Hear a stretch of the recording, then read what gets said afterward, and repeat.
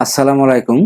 আজকে আমি নবম দশম উচ্চতর গণিত অধ্যায় 12 ভেক্টর অনুশীলনীর 16 খ একটা প্রশ্ন, এটা নিয়ে আলোচনা করব। প্রশ্নটা হলো যে ত্রিভুজ এ বি সি এর এ বি বিই এবং এসি এর মধ্যবিন্দু যথাক্রমে ডি ই এফ।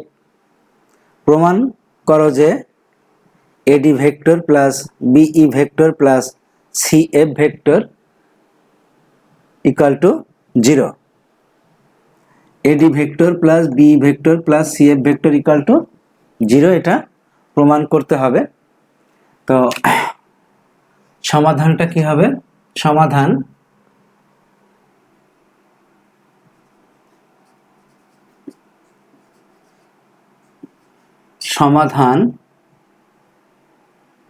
মনে করি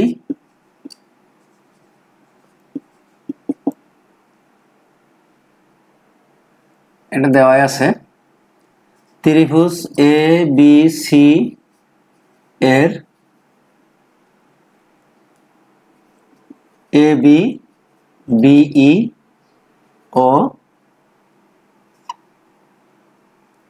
এসি বাহুর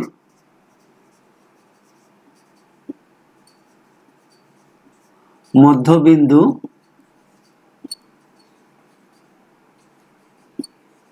যথাক্রমে ডি ই ও এফ। এডি এ কমা ডি বি কমা ই এবং সি কমা এফ যোগ করি।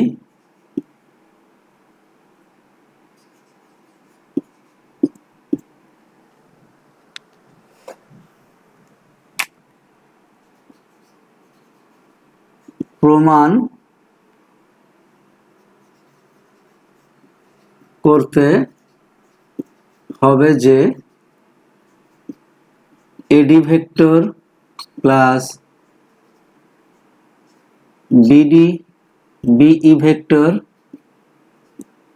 Plus C F vector equal to 0।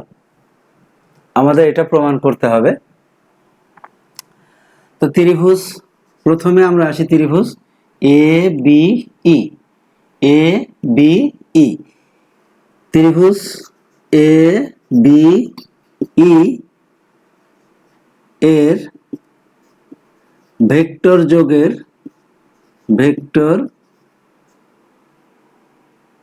যোগের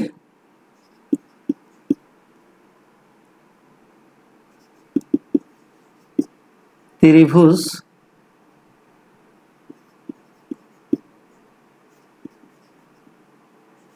বিধি হতে পায়।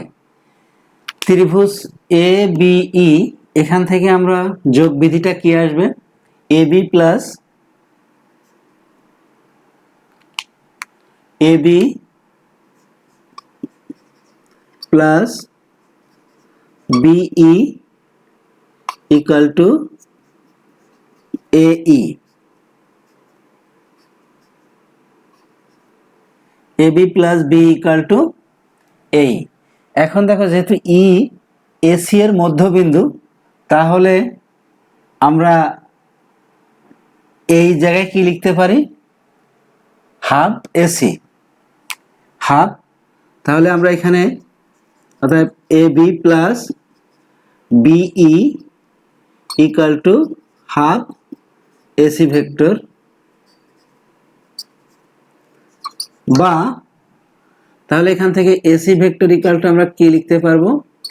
AC vector equal to 2 into A B vector plus BE vector.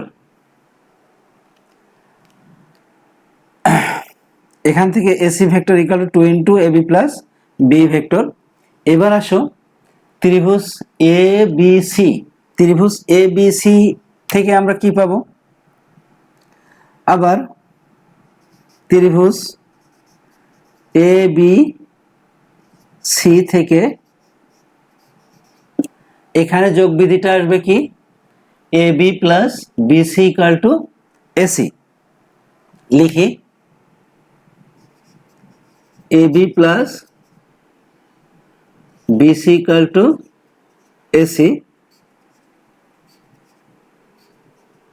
এখান থেকে বিসি ভেক্টর ইকুয়াল টু আমরা লিখতে পারি AC vector minus AB vector. এখন এসি ভেক্টরের মানটা তো আমরা উপরে বের করে আসছিলাম, এখানে বসাই দিই 2 into AB vector plus B vector minus AB vector, এটা গুণ করে দিই 2 AB vector plus 2 BE vector plus minus AB vector. তো 2 এবি ভেক্টর থেকে এবি ভেক্টর বিয়োগ করলে এখানে একটা এবি ভেক্টর থাকবে প্লাস 2 বিই ভেক্টর থাকে। তাহলে দেখো BC equal to AB plus 2 BE. এবার আসো ত্রিভুজ এবিডি, ত্রিভুজ এবিডি থেকে কি আসবে ত্রিভুজ A B D A, AB plus BD equal to AD.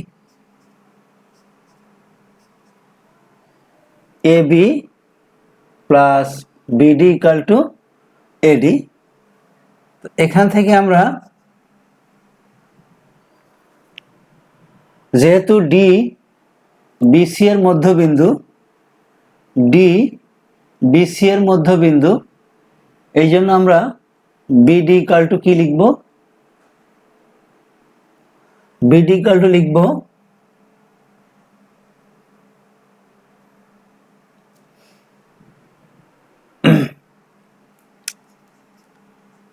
AB plus BD. BD এর জায়গায় আমরা লিখতে পারি হলো half BC equal to AD. Vector চিহ্ন দিই, তাহলে AD equal to AB vector plus half BC ভেক্টরের মান কি বের করছি এখানে AB vector plus 2 BE vector. এখান থেকে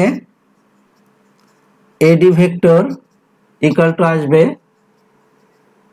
AB vector plus half AB vector plus BE vector, এটার সাথে এটা গুণ করলে হবে বি ভেক্টর। এখন এটা যদি যোগ করি, যোগ করলে দেখো যোগটা দেখাই দিই প্লাস বিই ভেক্টর, এটা যোগ করলে হবে 3/2 AB vector plus BE vector. তাহলে এডি ভেক্টরের মান কত বের হলো এখানে 3/2 AB vector plus BE vector.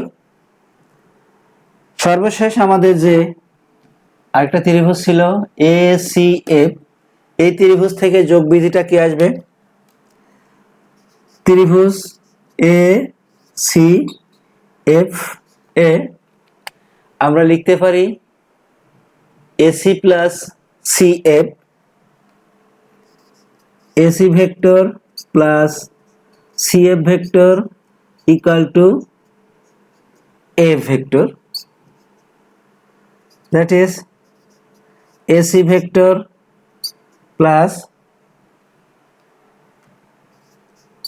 C C F vector equal to A F কে আমরা লিখতে পারি half A B, half A B vector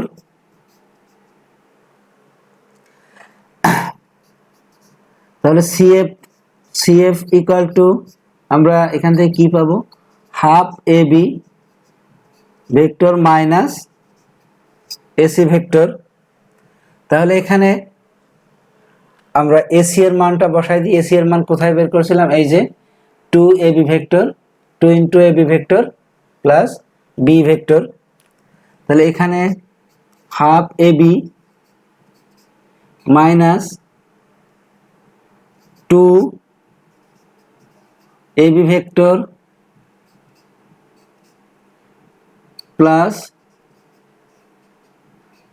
B vector, এটা ক্যালকুলেশন করলে কি হবে,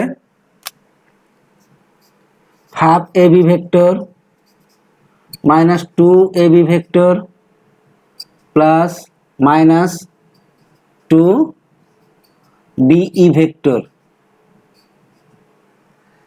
এটা যদি এখানে ক্যালকুলেশন করি হাফ মাইনাস 2, তো এখানে AB vector minus 2 B vector. এটা ক্যালকুলেশন করলে হবে, মুছে দিই,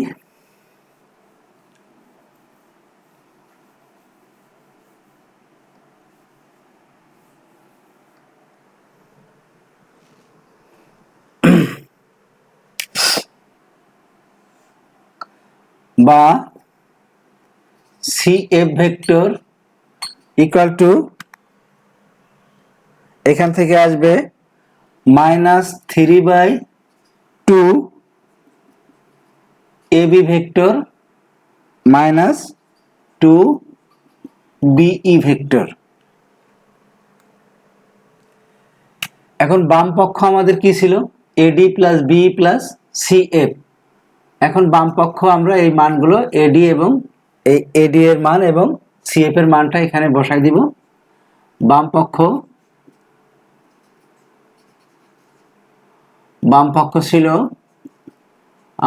এডি প্লাস বিই প্লাস সিএফ। তাহলে এডি এর মান 3/2 এবি প্লাস বিই প্লাস এখানে একটা বি ভেক্টর আছে মাইনাস সিএফ এর মান এখানে বের করে আসছি -3/2 AB vector minus 2 BE vector. তাহলে দেখো 3/2 এবি -3/2 এবি ভেক্টর কাটা যায়, এখানে B vector plus B vector 2 B vector, এই 2 বি ভেক্টর কেটে যায়, যে মানটা হবে 0। অতএব এটা ডান পক্ষ। অতএব বাম পক্ষ ইকুয়াল টু ডান পক্ষ, অর্থাৎ